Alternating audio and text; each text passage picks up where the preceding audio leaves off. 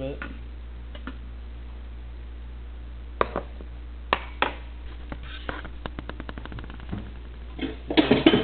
Get your bowl. On this eater side, I use a plate and bowl.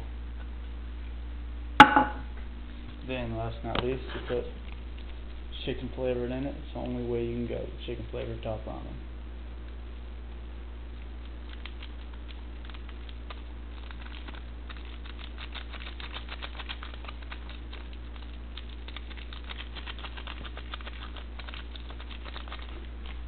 You can see you got the flavoring in there.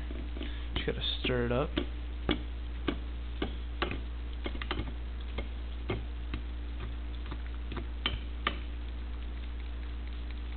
Next is how to make the perfect ramen.